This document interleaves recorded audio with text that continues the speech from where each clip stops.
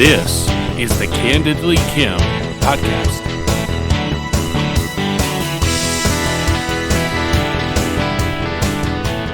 All right, welcome to the Candidly Kim podcast, and I'm here again tonight with our producer, Doran Barton. Good evening.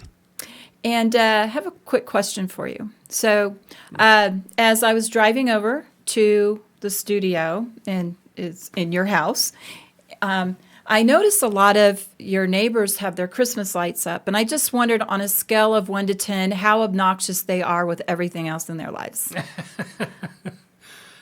They're pretty obnoxious, but they do love their Christmas. Okay, because seriously, we're in the holiday of election season, right? Right. Is that a holiday? No. What could It's you not. put? It's not an annual holiday. It's And we decorate with red, white, and blue, and right. plastic stuff we put in our yards. Sometimes stick things on cars Right. to celebrate elections. Right. Is that right? Pay tribute. Yeah.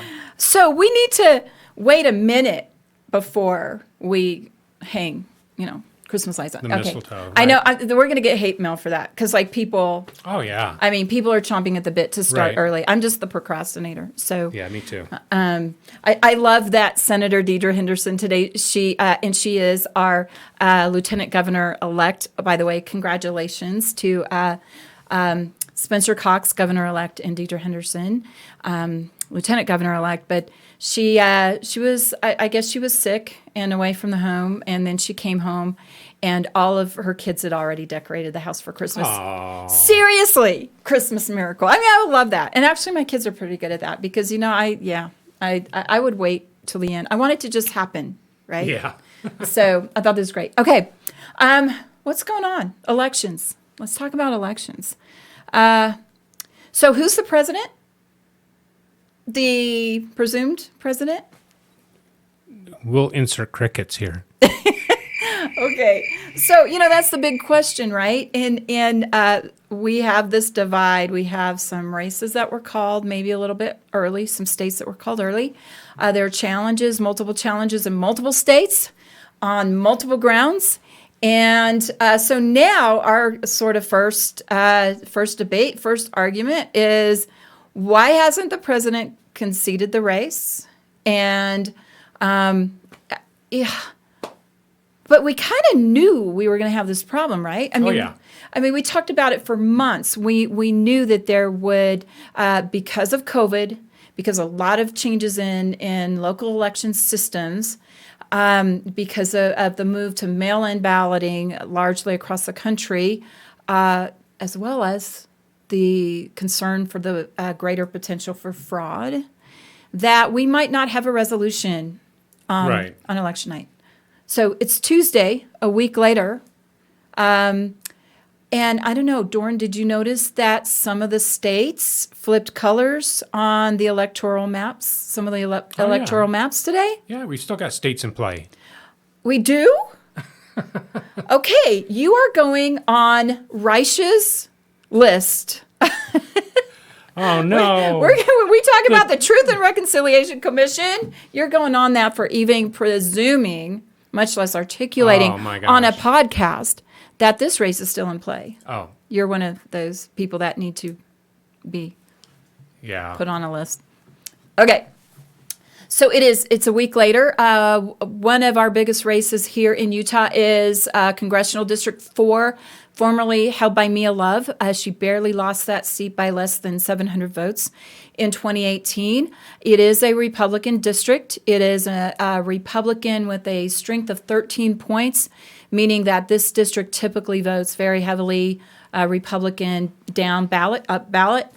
And And you can see that by all the Republican legislators that are elected to the House of Representatives and the Utah Senate within that district. That's right. And not just Republicans, but they tend to be, and I'm one of them in the current Utah House, the strongest, most conservative representatives that we have. So the most conservatives.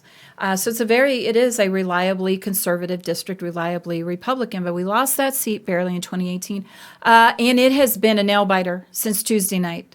So so we've kind of seen it go kind of back and forth a little bit by hundreds or maybe a couple thousand. But in the last couple tranches of ballots, Burgess Owens is in the lead, and he has been maintaining that lead. So that's exciting for us here in Utah to take that seat back, especially for it's Republicans. not over yet, but it's looking cautiously optimistic. It looks good, and because it really was lost so very narrowly that where do you find 700 votes? I'll tell you where you find 700 votes.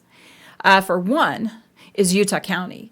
So props to Clerk Amelia Powers Gardner and her team, her awesome team. They, on election night, had 80% of the ballots processed. And she's been the clerk down there for 2 years, right? And she's brand new. Oh, yeah, not even 2 years. Not even 2 years. So, but she came in, she came in on a mission, and in no time really set herself apart nationally as very innovative, very driven to be very effective, very efficient, very transparent in our election system. So very quickly, guess what? One of the first things she did was she discovered that her predecessor, on his way out the door as a lame duck, knowing full well that someone else is coming into the office, he entered into a contract for 10 years with a certain election software and systems company. Oh. Dominion. Oh, I remember Dominion. They were one of the bad guys on Star Trek Deep Space Nine. They were the shapeshifters. Oh wait, yeah. Okay. Yeah. So Dominion is pretty big in the Twitter sphere right now because Dominion happens to be the systems that a lot of these counties that are having issues with some reliability. So I don't know that I want to go down rabbit holes of the potential fraud, but other than to state that big supporter of making sure we count every vote, every legitimate vote, and not count any illegitimate votes. Right. So, but did you see that Ibram Kendi, the critical race theory guy, says that if you say legal vote, that's code language for racism. So, a legal vote versus an illegal vote, you're just racist. Okay, I need the manual. I mean, or the cheat sheet or something. I think that statement just illustrates the lens by which he sees the whole world, that everything revolves around race with him. Wow. Okay. And we had Amelia, Clerk Gardner, on our podcast several months ago. And, she was very strong on this. So first of all, she put her systems in place. So she actually is a big supporter of mail-in voting because she's the clerk. Right. So she has a strong system in place to root out any potential for fraud. And so I trust on that. I just don't trust a lot of other counties, especially counties using Dominion, and that is a question. So I don't want to go down a rabbit hole of conspiracy theory tonight, but it is a questionable company and their systems, and the consistent thing about them is being present, that being the system that is being used in these counties. So it would be interesting the next time we talk to Amelia to maybe after all the dust settles, we can bring her on and ask her how she has mitigated some of those liabilities. So blockchain, she's implemented blockchain. Oh.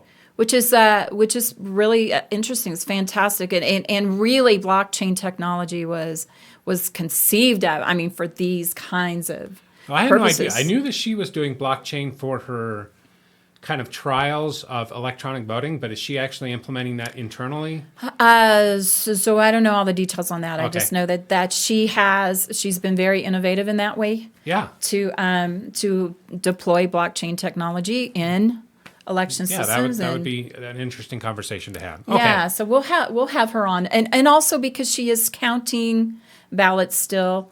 They're still very busy, and she probably I don't know what she'll feel comfortable talking about until elections are over. But I want to ask you quick. Can you take a minute? And I know that you spent some time in Utah County helping with the count effort on election night. Yes. Tell us what that was like. Okay, so that was fascinating. And I brought my 16-year-old. I had never done that before. I'd been a poll watcher, but I'd never been on the side of, okay, now you've got a bazillion ballots. They've got to be taken out of envelopes and fed through a machine. So there were stations where these things happen. In one station, the envelope is open. In another station, the ballot is removed from the envelope and put somewhere else. And by the way, that ballot is folded. So, and you got the pile of ballots with the signature side down. So, and it becomes a pretty streamlined assembly line effort here. So you don't see the ballot in the person voting. So, one table would just remove the ballot. Another table would then unfold the ballot and lay it in a way that it can then be fed through the counting machines. And then someone else would do that. So, and I'll tell you what, poll watchers, plenty of poll watchers there. And the poll watchers were there. I mean, the poll watchers were now masks and social distancing, but, You didn't put them on the far wall and hand out binoculars? Yeah, no. In fact, the volunteers were we were pretty well separated, 6 feet distance, but poll watchers pretty freely walked around.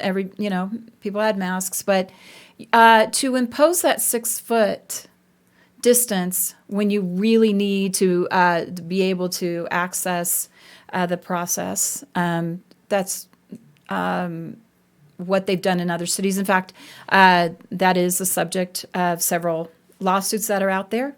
So, Americans, we have the right to access the process and ensure that there's fidelity in the system, fidelity in the ballot counting, so that we can trust it. It's all about trust. And, we've spent 4 years with the other side not quite making a peaceful transition of power to President Trump. And now we're in flux. We still don't know. But, if there are questions about election irregularities, and you know what, this might be a good time to talk about Jared Whitley's opinion piece in Utah Policy, talking about the divide. And he says, no matter how things work out, half the country's not going to like the outcome. Yeah. And we're pretty divided on that. So, it's important that we all trust the outcome in elections. And part of that is being able to observe. We're not a banana republic where, people are killed on the way to voting. What's with the hate for banana republics? I mean, don't we like bananas? So it's really important that we and to be there in Utah County and see Clerk Gardner's way of giving access to the public and keeping us as safe as possible.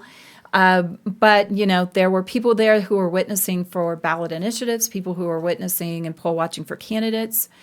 And it was fun. You know what? I would encourage people, next time around, municipal elections next year maybe, to go help with that. It's a fascinating process. Did you see anything? Were there any irregularities that came up that had to be dealt with? No. Well, no. I was just curious if I went. Now, the toughest thing that we had at my table were paper cuts. Oh, so because you're flying through paper. I was thinking, well, like if a ballot comes in without a signature, I imagine they have a way to deal with that. But. So that's one of the first steps in the process when ballots come in. They're scanned immediately and signatures are matched. Now, here's an interesting thing. So on Twitter, there's I found a story about a lady. A man actually reported it on the news that his wife voted and she died 2 years ago. Oh, right. And so I asked the question on Twitter of Amelia Gardner, and you can find her at Utah Elections, Utah County Elections. That's her Twitter handle. How does that happen? How did somebody get past the signature? Well, so she explained, and then I did my own research too, that you can sort of set the scanner machines to a certain level of finally reviewing that signature. So how sensitive that whatever the pattern it's recognition, yeah. Yeah. And so in some of the counties, we're finding that those were set pretty low. Oh, okay. Where my Noah Coleman he's my 20-year-old, thinks he can forge my signature. Yeah, not even close, Noah. Stop trying. It's not even close. Although, if you were maybe in a certain Michigan county, maybe their voting machine would give you a pass on your mom's signature. Plus, you're 20. You don't need to forge my signatures anymore. Anyway, that was high school. But okay. So that's a problem. I mean, that can be a problem. So no, I didn't see anything there, but I also wasn't on that, the stations that would find those kinds of things. So when they come in, and some of it's automated with machines that do that separation. Sometimes it's manual when you have the kind of volume, that you do on election night. So, but yeah, there would be multiple steps to ensure the fidelity of those ballots. Okay. So. We don't have a president yet, so we have. I mean, we kind of have had some of the media outlets make declarations of the presumed president, and so there was a lot breathlessly. So if you watch C-SPAN or anything like that today, you have Republicans reminding people who decides who the president is. The voters? Well, the voters do, but then the voters also vote for electors, Right. who then cast votes in December. Is it the 14th? December 14th, I think it is. Yeah, Yeah. December 14th. They will cast votes. Those votes are actually tallied and kind of certified sometime in January, early January, right? I don't know. I get the date right? Maybe end of December. I can't remember. I just read that today. But before that, we have to have ballots counted, and then counties certifying and canvassing. They're called canvasses. So the Associated Press does not determine, or declare who the president is. I had the impression because Facebook does. Oh, okay. Okay. Because CNN does, and Fox News. Fox News is taking a little bit of heat because they came out early and. So anyway, we have some time really till we determine. There are too many states that are still close. A lot of counties that are close. People are still looking at ballots of pallets, but pallets of ballots. And for me again, let's make sure we count all the legitimate votes, and not count votes that shouldn't have happened. But. And so who knows? There's still a lot of that out there. But in the midst of that, we have an AP presumed or a media presumed president-elect who is now calling for unity. So unity. That sounds so nice. Can we all just sing Kumbaya and we are the world. We are the world. We are the children, and we can't do anything with that. Okay, Jared Whitley, one of my favorite writers, local. He's also he's worked in D.C. for a couple of administrations, or I think. Jared, I'm failing you now. He worked for Hatch. Did he work for Bennett? Worked for Hatch. I know that. I think so. Anyway, great writer. Good conservative writer. And he's got a piece in Utah Policy Daily today. And he talks about, he says, our division on a visceral, tribalistic level is fairly recent. And I think we talk a lot about that. We talk a lot about the great division in this country right now, how divided we are.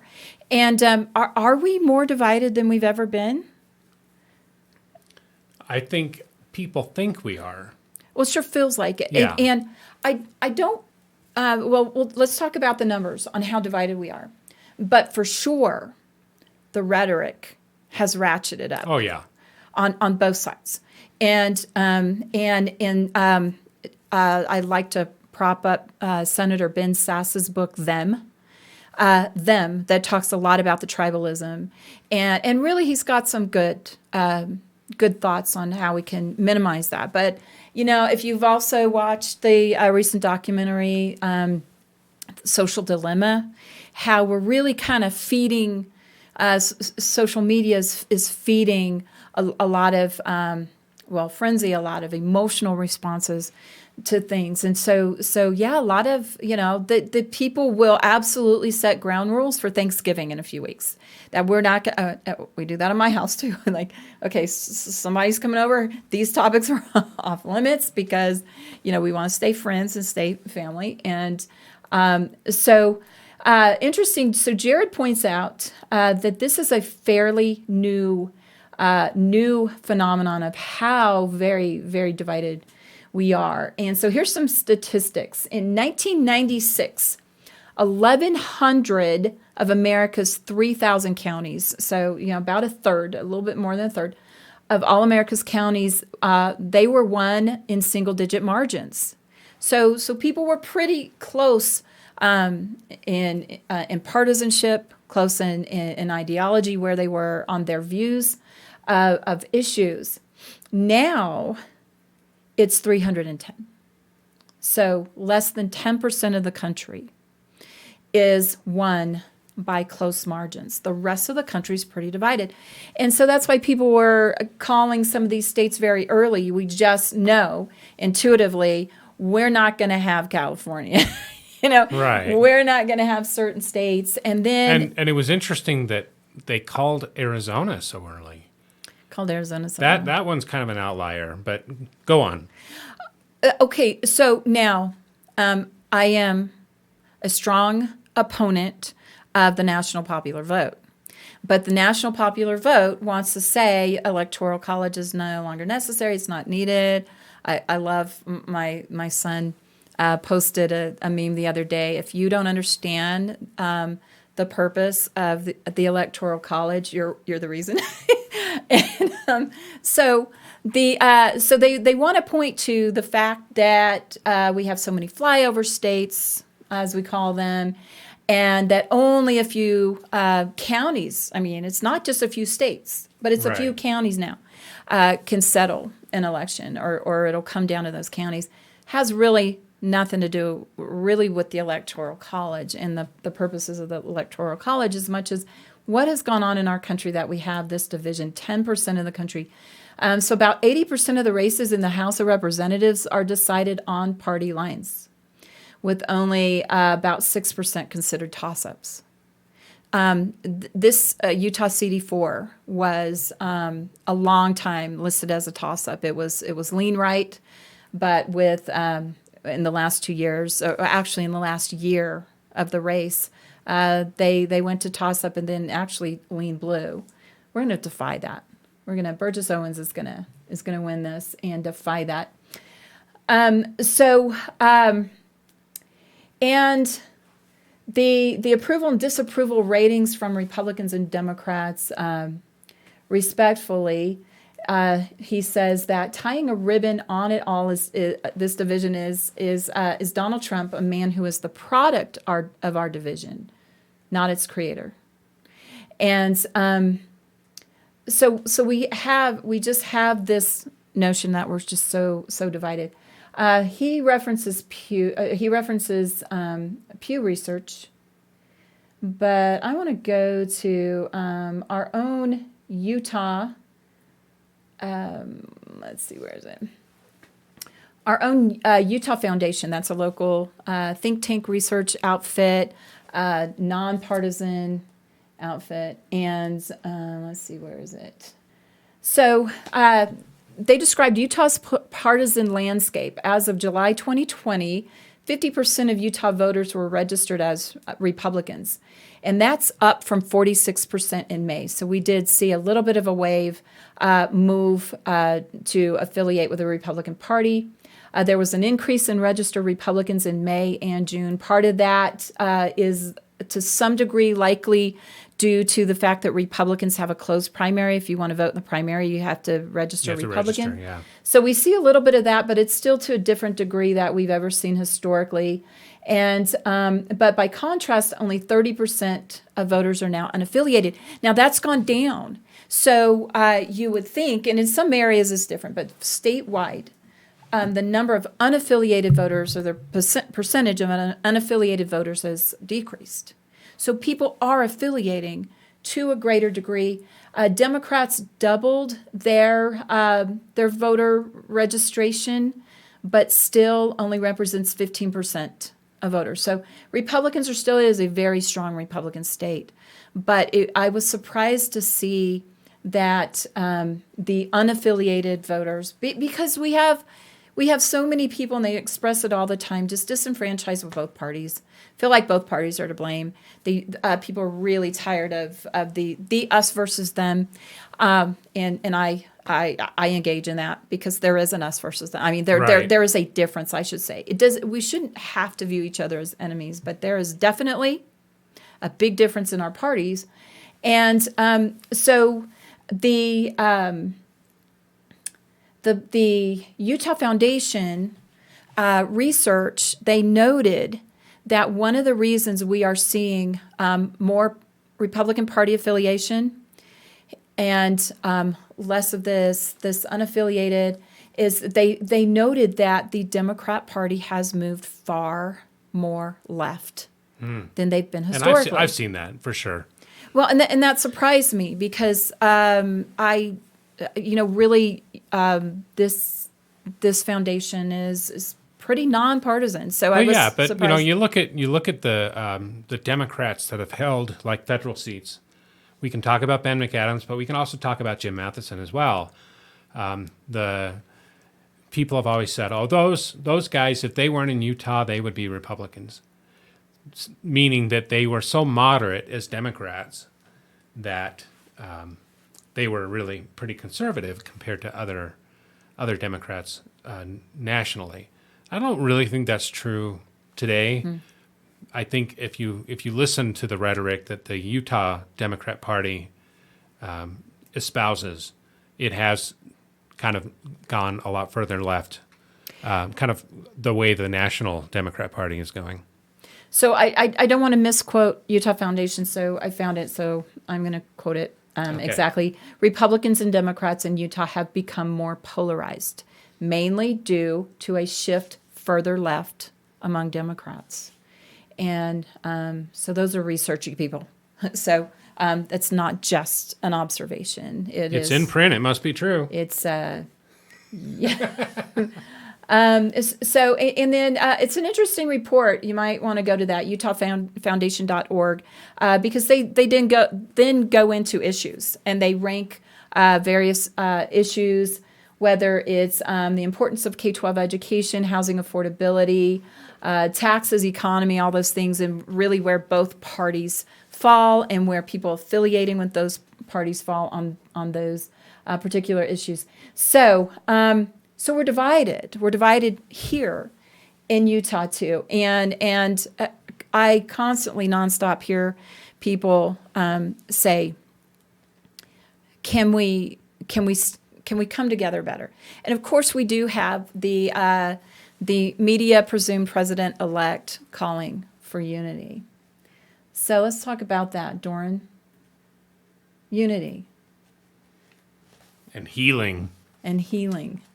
Okay. All right. I've thought about this a lot in the last, I guess for a while now, but especially because it's a direct call for unity. And but what have we seen on some of our city streets in the last year? What have we seen for 4 years? Our president, we did not see really a peaceful transition of power to the president. By any chance, did you watch the hearings on Russiagate and all of that today? I just watched. Okay. Sorry. So yeah, I just watched this documentary on Amazon, The Plot Against the President, and it talks about everything from when he was just elected up to probably now. But it talks a lot about the hearings, Russia, Devin Nunes, Carter Page, all that, and the fact that like Donald Trump Jr. spoke for like 30 hours under, he testified to congressional hearing, and for what? You can't. It's hard to conceive that they are calling for unity now when they spent all that time driving the parties apart. And Adam Schiff, my gosh. Okay. I'll just say that after you watch The Plot Against the President, you'll have the same reaction when you think about Adam Schiff. Well, okay, so now we have, now we have law enforcement, FISA court. All of this is being heard and examined in the Senate, and nobody was in charge. Like nobody was in charge. Nobody knew anything, and nobody's in charge. Anyway, hopefully we can have Senator Mike Lee come on and talk to us about that when it's. I just want to add one more thing. There was one comment that one of these people that was interviewed for this documentary, The Plot Against the President, said. He said, I think it was actually Donald Trump Jr. that said this. He said, I used to have such immense respect for these institutions. And now it's gone. The DOJ, the intelligence apparatus, because they saw that all turned inward. All the misinformation, disinformation that has been used as part of the country's intelligence gathering just turned inward, and it's disgusting. Well, former FBI leader Andrew McCabe Yeah. was on the hot seat today. Very ridiculous answers.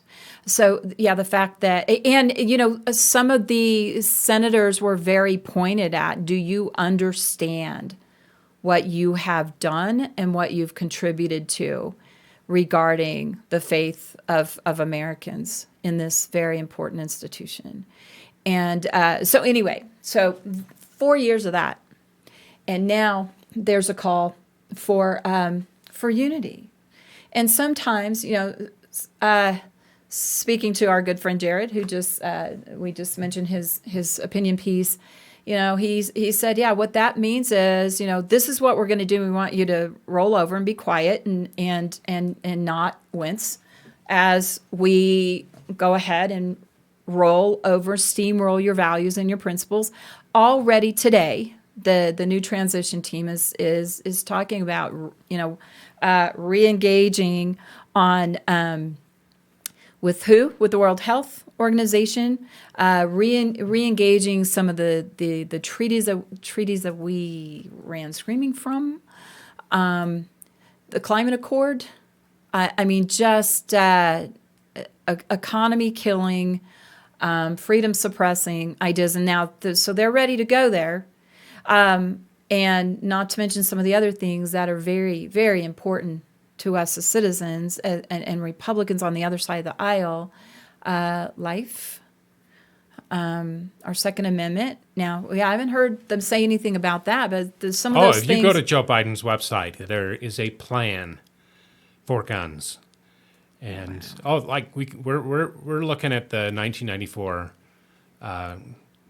assault rifle ban. The assault weapons ban all over again.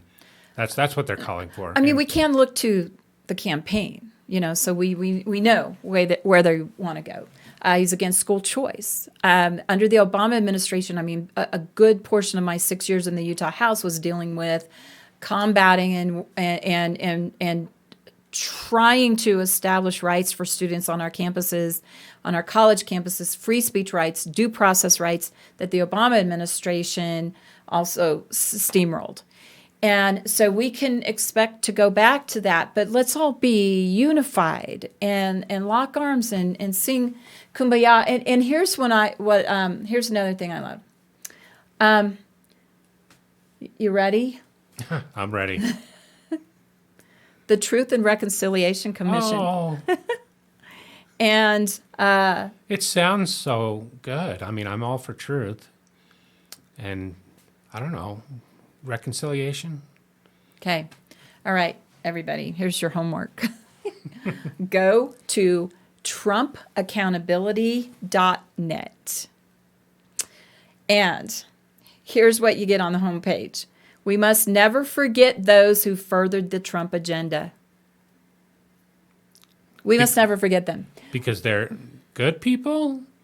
Or, Those who took a paycheck from the Trump administration should not profit from their efforts to tear our democracy apart. oh. The world should never forget those who, when faced with a decision, chose to put their money, their time, and their reputations behind separating children from their families, encouraging racism and anti-Semitism, and negligently causing the unnecessary loss of life and economic devastation from our country's failed response to COVID-19 pandemic. Now, Robert Reich goes a little bit further.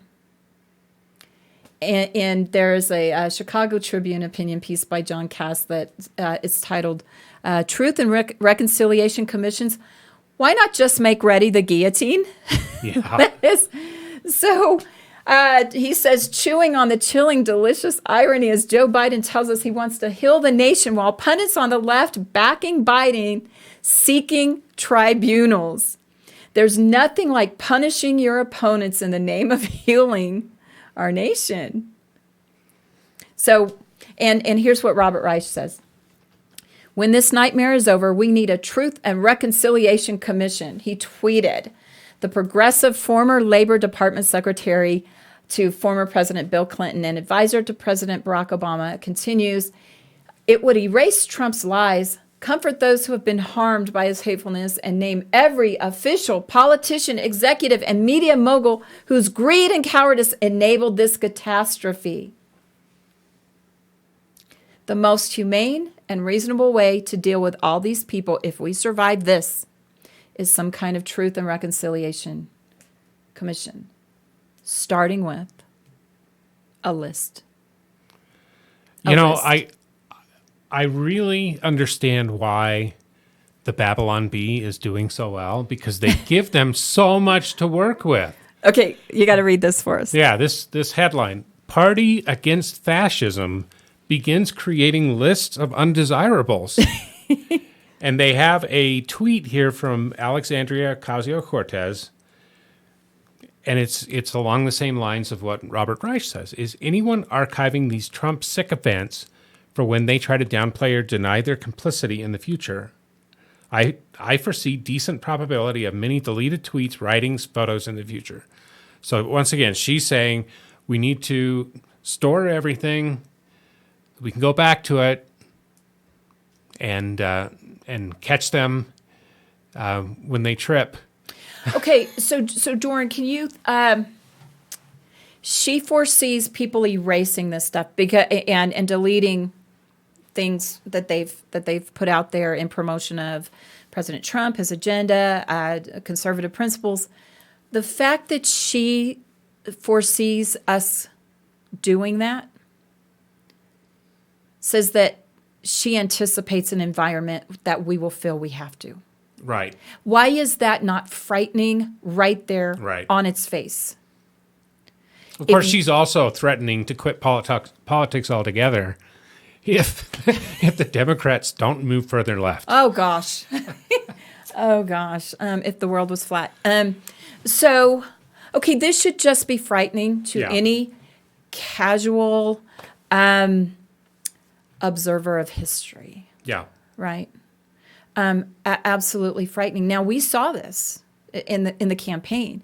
I knocked doors for candidates where people would whisper their support of a Republican candidate and look around, make sure their neighbors aren't watching. And I'd asked, when they would let me know, you know what, I'm supporting President Trump, I'm supporting candidate X. Well, can I put a sign in your yard? No, I don't want to be vandalized. I don't want to be harmed. I don't want to lose my job. Oh, yeah. And it's amazing. Like my dad, he got 4 Trump signs, put them up, within 2 days they were all gone or destroyed. Who does that? I don't know. It happens all down. We were always losing our signs too, but yeah. So that AOC is predicting a conditions in which conservatives or Trump supporters would be feeling like they need to delete these. And by the way, aren't the social media platforms doing that for us anyway? Oh, right. I mean, aren't they already? Yeah. Just We should talk about the exodus from Twitter and Facebook on a future there's a date episode. now, right? Yeah. Isn't there a date for this? Okay. Okay. So that's frightening. Very frightening. Calls for unity.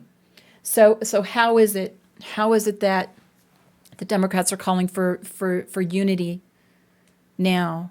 And it's a shame. I think I'd agree with Jared though that their definition of of unity. This you keep using that word.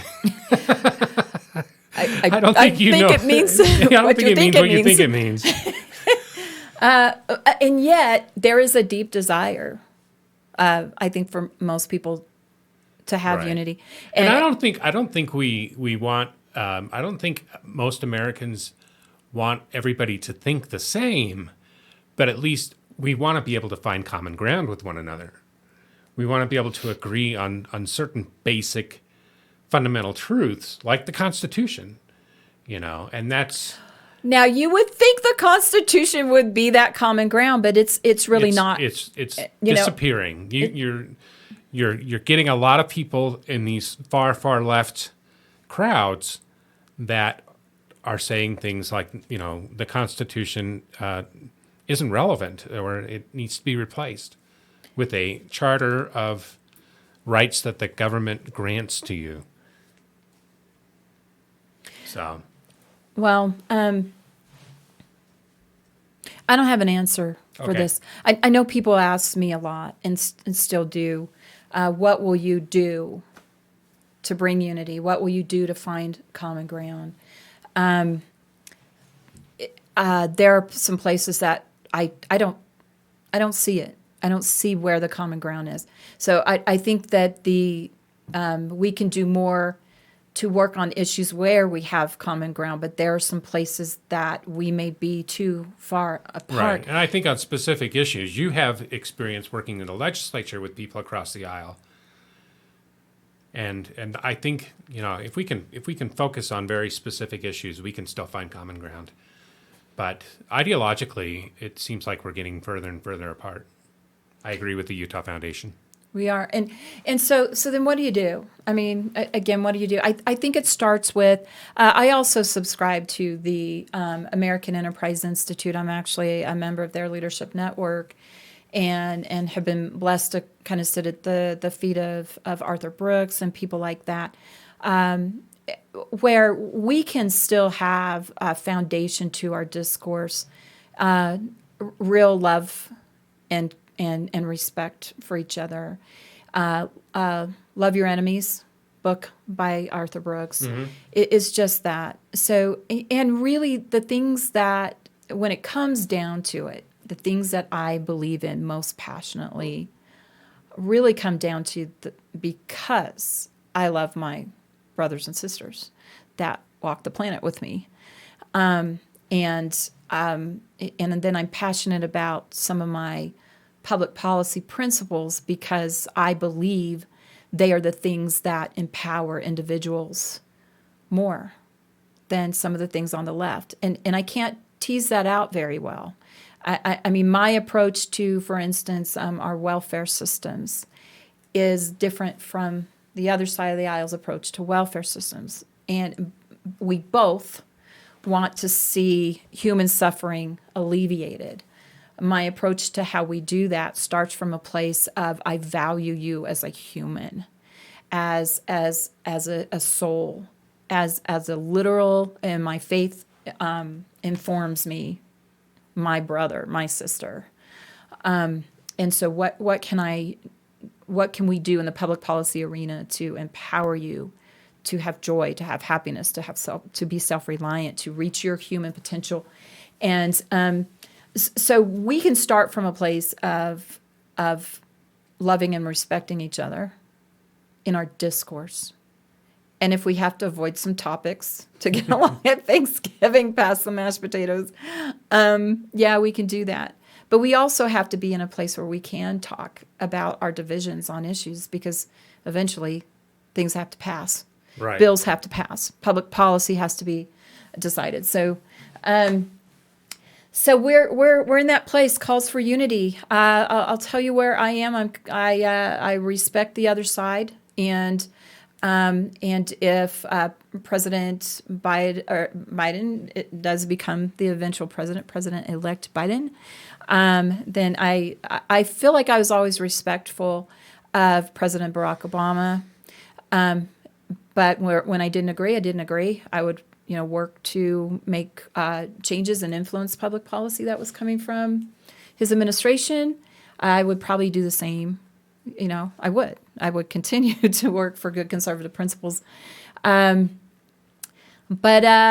we have some work to do in making sure the right ballots are counted, all lawful ballots counted, no unlawful ballots counted, and hopefully we will know who our president is very quickly. Still pulling for Trump.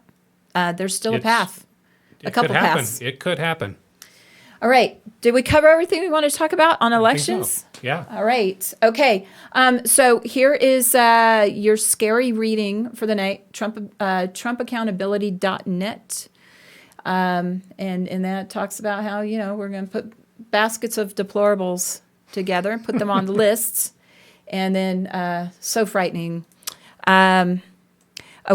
Well, hopefully we will know who. We'll also have our 4th congressional seat resolved fairly quickly. Salt Lake County races look pretty good right now. We may have lost 1 or 2 good people in this county, but it looks like we're picking up some more great people at the county level, and some close races. Our county mayor is.